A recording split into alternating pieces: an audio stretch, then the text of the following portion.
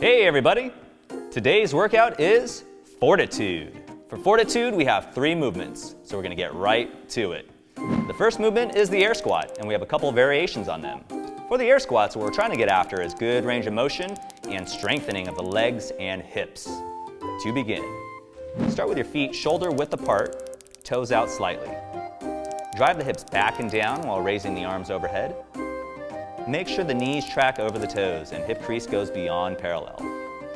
You want to stay active through the whole squat, so make sure you feel your muscles working, not your joints.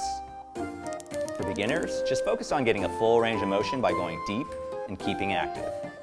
For advanced athletes, you can add a jump and high knees to hands at the top of the squat for a dynamic, explosive variation. Timing is the key for these. Make sure that after your knees reach the high point, straighten them out right away so you can absorb the squat into the next rep. Common faults. Bending the knees first, which will load the joint.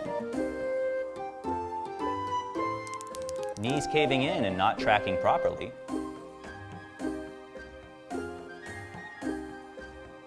Losing midline stability or rounding the back. And a good rep looks like this for beginners. And a good rep looks like this for advanced athletes. Very good. The next movement we have is the V-up. For the V-up, what we're trying to get after is balance, core strengthening, and hip function. To begin, start lying flat on the ground with legs straight, toes pointed, and arms stretched overhead. Begin by contracting your ab muscles, then raise the legs to 45 degrees as you bring your arms through and reach towards your toes. You want to aim to balance on your hips, not just your lower back.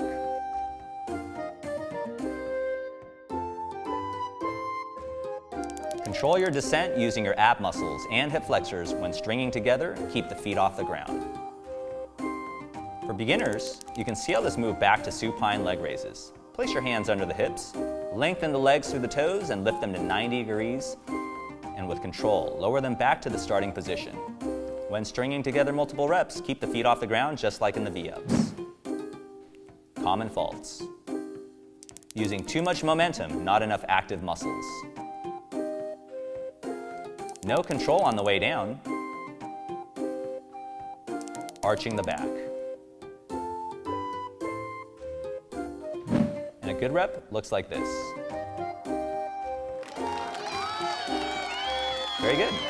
The third movement is the scorpion, and we have a few variations on them.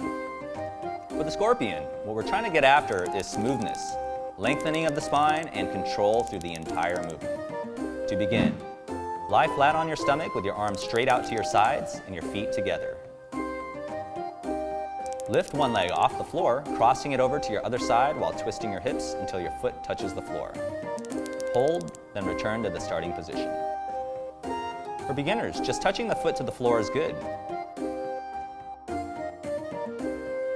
For advanced athletes, you can reach your foot closer to your hands.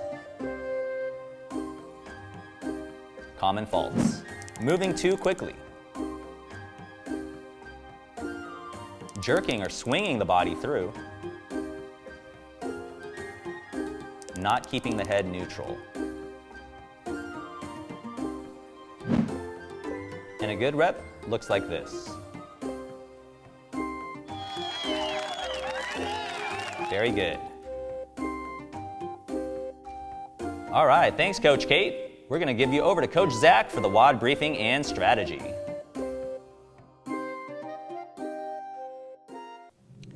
What's up guys, this is Coach Zach from Radiant. It's time for the WOD briefing and strategy. Fortitude is a 22-minute AMRAP. AMRAP stands for as many rounds as possible. One round of Fortitude is 30 jumping air squats, 20 V sit-ups, and 10 scorpions. Your score is calculated by completed rounds, plus completed reps on the incomplete round.